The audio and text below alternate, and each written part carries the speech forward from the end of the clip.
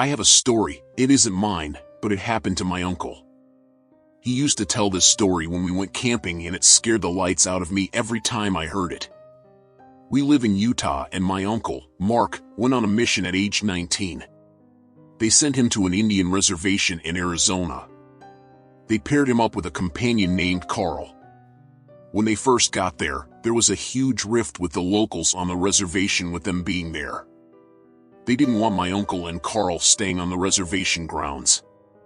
Eventually they came to a compromise that they would stay on the outskirts in a trailer. This reservation wasn't very big and was located next to a heavily wooded area. The first night, they were trying to sleep when all of a sudden their trailer started to shake violently back and forth. Startled and not sure what was happening, they climbed under their table for cover. Mark could distinctively hear someone pushing it from both sides of the trailer, like a group of people. After about 5 minutes, it stopped. That next day, they made rounds on the reservation and were talking to the locals. Carl made a comment to one of the families that their trailer was shaking that night before. The family got very quiet and then told them they had to leave. They thought it was strange, but didn't think much of it. The next night it happened again. They awoke to their trailer shaking back and forth. Again they climbed under the table until it stopped. This went on for 2 more nights. Anytime they tried to talk to anyone about it, they got quiet and told them to leave. Mark started thinking that, due to the tension of their arrival, the locals were doing this to scare them off the reservation. They then go into a convenience store and they were talking together about how frustrated they were with the situation. The clerk overheard and said, "They can't talk about it. It's forbidden." Confused, they ask him, "Can't talk about what?" The guy continues to tell them about the Skinwalkers. He says they are evil demons that were once Native American witches. If they talk about it, the Skinwalkers will come for their souls. They just walked out of there baffled. They thought it was another scare tactic. So that night, when the shaking started again, my uncle decided to be brave and confront them. He went to the trailer door, flew it open, and yelled, "Hey!" When he did that, he saw these 3 animals run off. 2 werewolves, 1 was a bear. But they looked strange. Almost with human features. As he watched them run towards the trees, all 3 stood up on 2 legs and walked slowly towards the trees, making a human cackling laugh. It scared him so bad that they called their mission president that next morning and asked to be moved. They were relocated that day. For a year nothing happened. One day, they announced that Carl was being relocated to another city and Mark was getting a new companion, Jimmy. They had to drive for about an hour to pick Jimmy up from the airport. The road they traveled went through the boundaries of the reservation. They arrived at about 8 p.m. and met Jimmy, and they go to leave. The mission president tells Jimmy, "We are driving through a dangerous area at night, so we can't make any stops. If you need to use the restroom, you need to go now." Jimmy says, "I am fine." The mission president gets serious enough to even freak out Mark. "I am not kidding, go do your business." Jimmy was insistent he was fine. So they hit the road.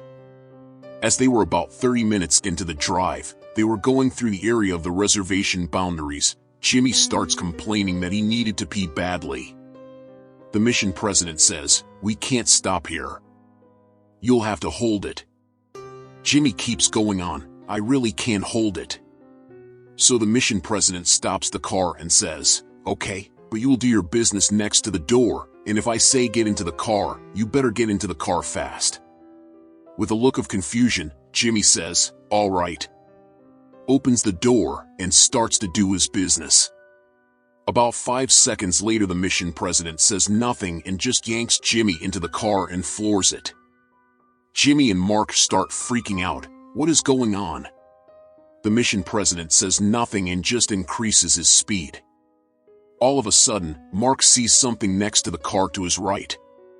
A giant wolf-looking man was running on 2 feet next to the car. Mark looked at the speedometer. They were going over 60 miles an hour and still increasing. The wolf creature kept right next to the car for 10 minutes until it finally took off into the trees.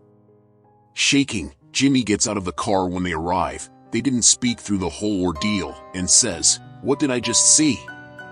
The mission president says, "Next time I tell you to take care of your business, you take care of your business."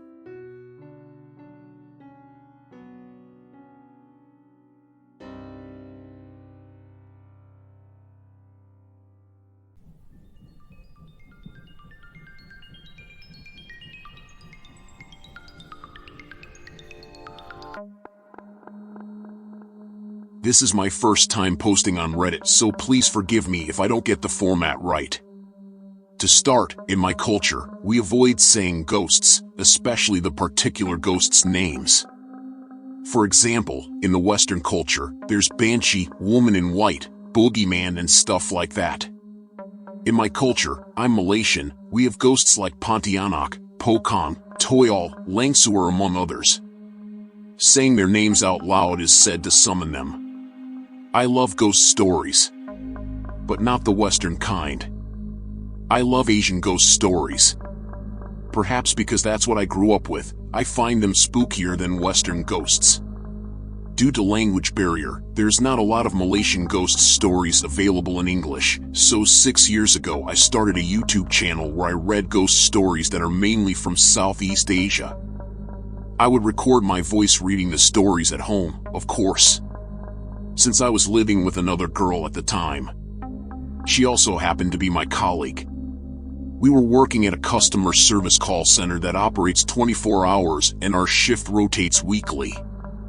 Our 2-bedroom apartment was really small that there was barely any privacy when it comes to noises.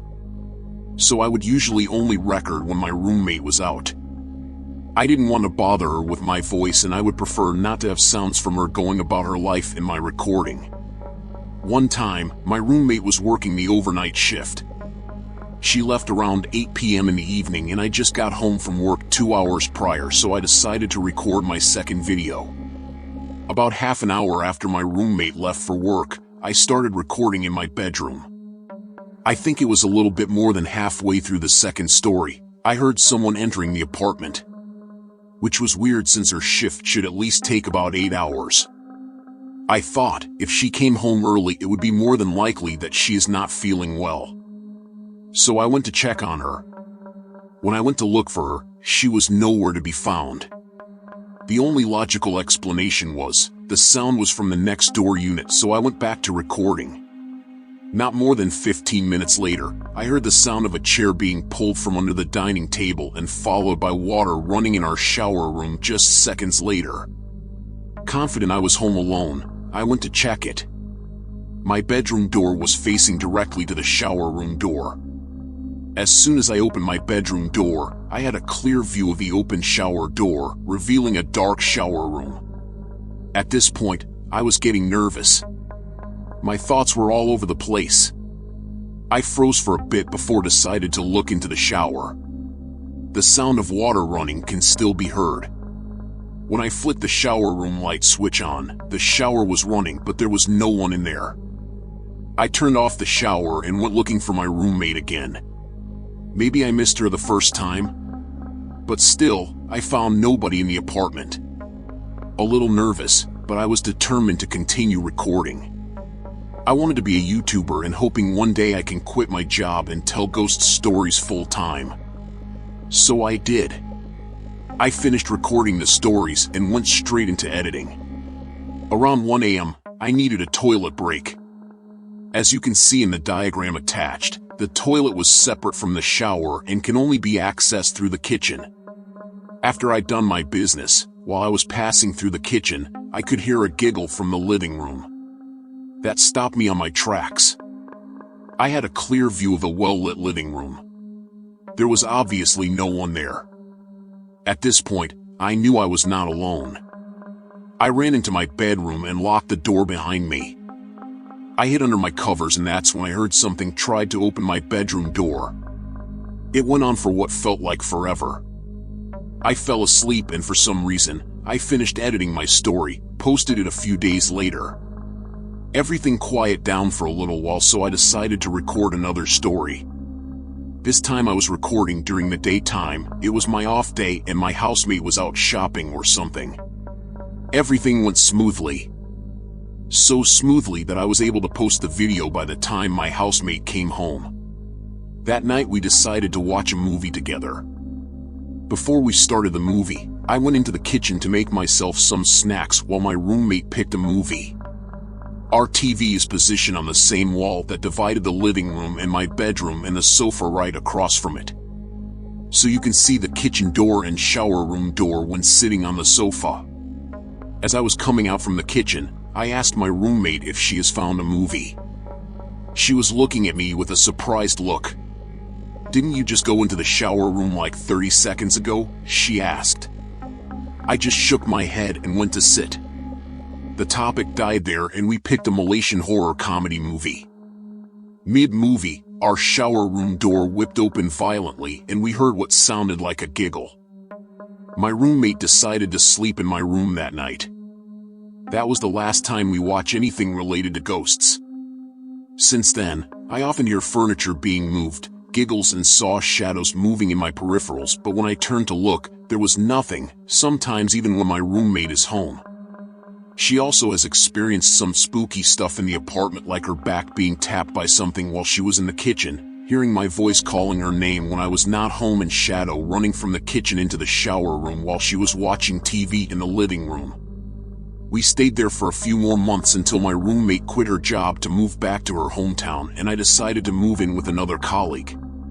The new house was much larger. It was a 3-story house.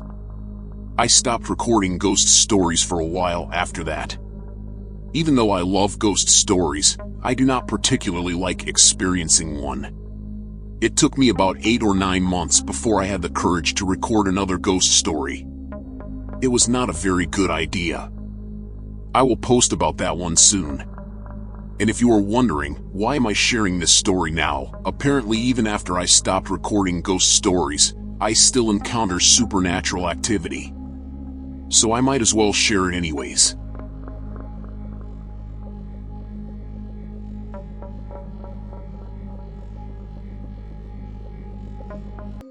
Which story did you like best?